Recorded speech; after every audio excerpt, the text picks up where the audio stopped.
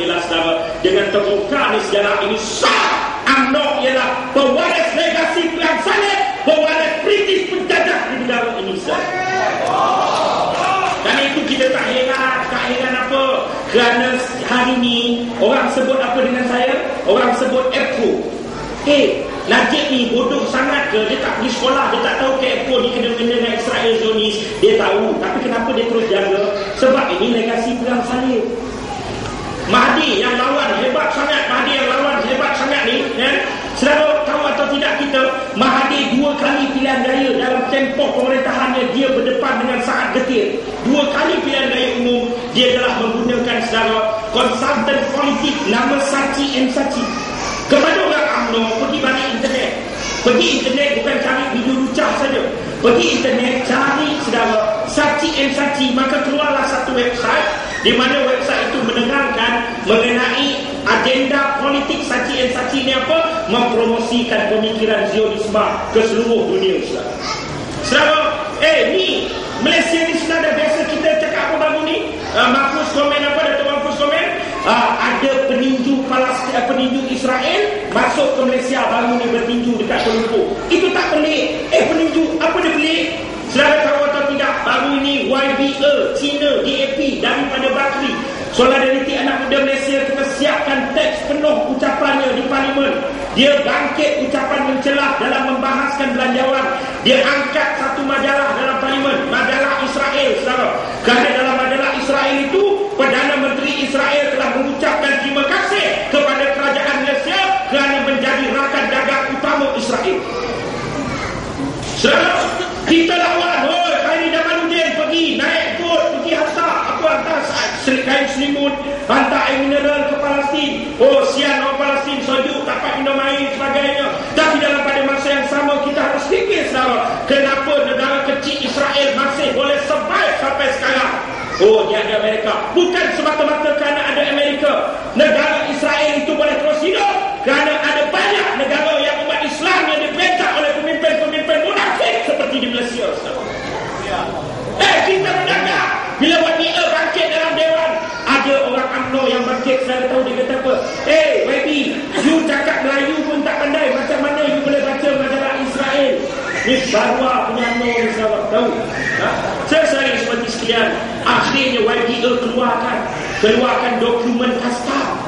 Senyap UMNO sahabat, dan semua media diarahkan jangan report satu pun sahabat. Saya seperti sekalian ni saudara, kita berniaga saudara dengan Israel, kita penyumbang dana dengan Israel. Kita penyumbang dana dengan Israel. Saudara, ini nama borang kasta. Barang nak keluar masuk Malaysia macam cincin, dia kena ada borang kasta. Cincin nak masuk ni Sabah. Saudara, borang kasta ni W2020404087, tanda tangan komputer, penolong kanan garap kasta KLIA Cargo. Ni borang bulan 5. Dia tiap-tiap bulan ada transaksi. Daripada kilang ini saudara, di Bukit Ampangan, Tuan Jafar Industrial Park Seremban. Saya tahu rakan niaga kita di luar sana siapa?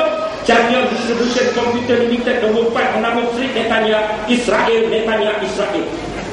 Saudara, ini borang ni hancur, ni salinan saudara yang asal saya masih simpan. Borang JK69. Borang JK69 ni saudara, maksudnya kita ada masuk part istimewa yang cukai dikurangkan untuk pasang dalam Malaysia dan kemudian kita pasangkan ke seluruh dunia. Saudara, kilang di Malaysia ialah di plot 87 Lebuh Raya Kampung Jawa, Bayan Lepas Industrial Estate Pulau Pinang. Kita bawa masuk saudara satu perantaran $1 juta. Saudara tahu tak, satu bulan 4 perantaran kita buat. Kita terima 4 perantaran saudara. Saya tengok dengan jelas negara asal, tempat yang kita nak bayar ni, saudara, negara asal, country of origin, dia keluar kod IL. Saya pun pergi MITI, saya pergi kasta, saya cari kod IL ini apa? Saudara, negara yang kita biasa berdagang, dia keluar nombor kod. Yang tak biasa, dia tak keluar nombor kod. Contohnya China, kita biasa berdagang dengan China. Orang JK69 dia akan keluar apa? CN, China. Australia, AU, Australia. Amerika, US, Amerika. Dan IL, saudara, ialah kod kepada negara Israel dan Allah. Saudara, ingat sejarah tadi, melawan dan membebaskan Al-Aqsa wajib ke atas semua, khususnya umat Islam. Islam, saudara. Ini bukan perang nak cari siapa menteri besar. Ini perang jihad, saudara. Kan itu, kalau saya ajak, saya seru, mari kita bertempur dengan Israel, jawapan yang mudah, kita tak mampu sebab kita tak ada duit untuk begitu. Tapi percaya dan yakinlah, kita semua sedang menanggung dosa kerana kita masih gagal untuk menghentikan hubungan dagang dengan membantu Israel. Saudara, kan itu saya seru malam ini. Sama tinggi nilai jihadnya berperang menjatuhkan Israel, saudara. Dengan kita bangkit dengan penuh semangat, seluruh upaya kita jatuhkan UMNO Barisan Nasional Sahara dengan menyerah. Saudara yang saya hormati sekalian, itu dia bab sejarah jati diri. Kamu nak cerita apa? Bukit Kepong. Kan itu, saudara, kita kena fokus bab jati diri bangsa. Saudara, sebagai penutup, saya mungkin tak boleh menyentuh panjang. Sebagai penutup, saya nak cerita bab cicing. Siapa tak masuk dalam, dia tak dapat risalah cicing. Ini risalah terhad. Saudara, negara kita bukan diambang dah. Negara kita dah masuk zon kehancuran. Kenapa, saudara? Hei, saudara-saudara yang saya hormati sekalian, Filipina. Dulu Filipina pernah berada sama paras dengan kita. Nilai mata wang kita pernah tinggi daripada Singapura. Ketika nilai mata wang kita, orang pergi Singapura beli barang dulu kan. Ketika itu, saudara, duit Filipina sama dengan kita. Tetapi oleh kerana tiba-tiba Filipina ni korup, rasuah, Filipina hutang luar Filipina tinggi, Filipina jadi negara yang tak boleh bangkit sampai sekarang ini. Kita mendedaki, saudara, negara Filipina. Kenapa? Hutang luar kita sudah menjangkau 400 bilion lebih. Hutang luar. Malah kita pun mula memenuhi syarat Filipina. Pertama, Filipina ada Marcos yang daripada segi nafsu dia, orang Kedah panggil nafsu kawat.